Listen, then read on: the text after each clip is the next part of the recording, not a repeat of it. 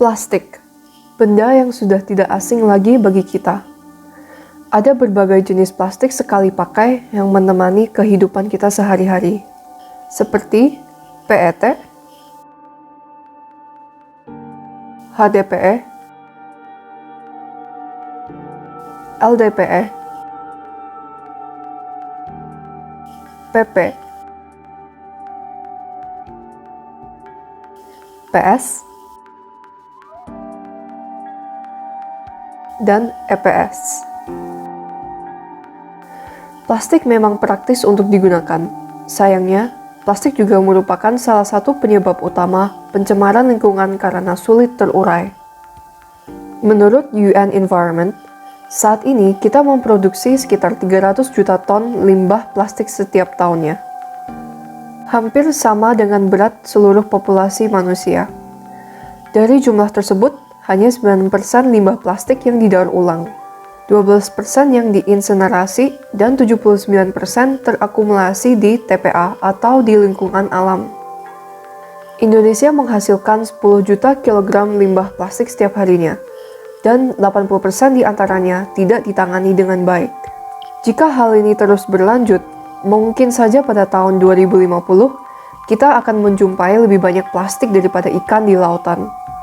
Selain itu, sampah yang menumpuk dapat menyebabkan pencemaran tanah dan air.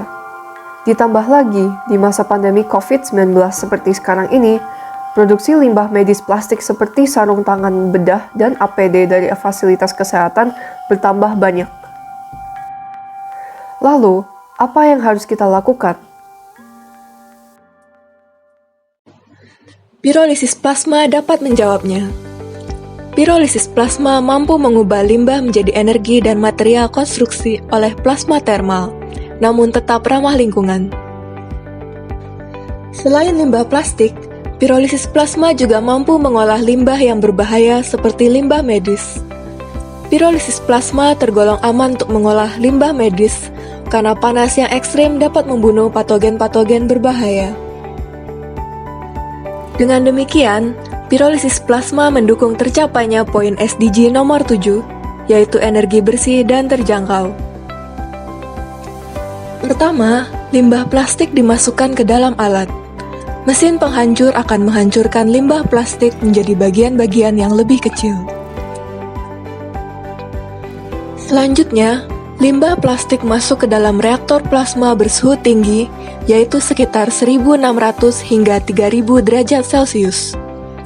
Suhu tinggi yang ekstrim, kondisi listrik, dan kimiawi dapat memecah limbah plastik menjadi elemen-elemen penyusunnya, seperti karbon, hidrogen, oksigen, nitrogen, dan logam.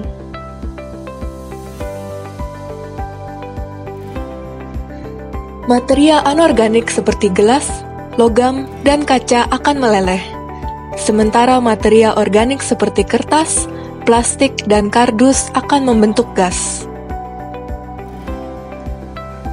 Material anorganik akan ditampung dalam bentuk slag. Setelah dingin, slag akan berbentuk seperti batu kaca inert yang aman digunakan sebagai material konstruksi. Sementara gas yang dihasilkan dari proses ini disebut syngas. Syngas didinginkan dengan segera untuk mencegah terbentuknya dioksin dan furan.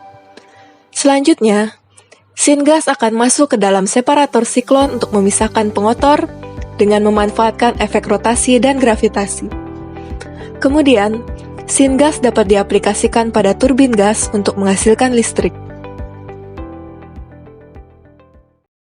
Listrik yang dihasilkan dapat digunakan untuk menjalankan sistem pirolisis plasma itu sendiri.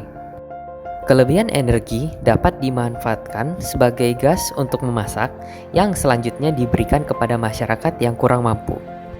Sementara slag hasil pirolisis plasma dapat digunakan untuk membangun jalan dan infrastruktur lainnya. Salah satu hambatan dalam mewujudkan manajemen sampah yang baik adalah ketidakpedulian masyarakat. Karena itu, dibutuhkan sosialisasi yang merata, serta dibuatnya bank sampah untuk mengumpulkan limbah plastik yang akan digunakan untuk sistem pirolisis plasma. Melalui bank sampah, masyarakat yang menyerahkan limbah plastik akan diberikan imbalan sehingga diharapkan dapat meningkatkan partisipasi masyarakat.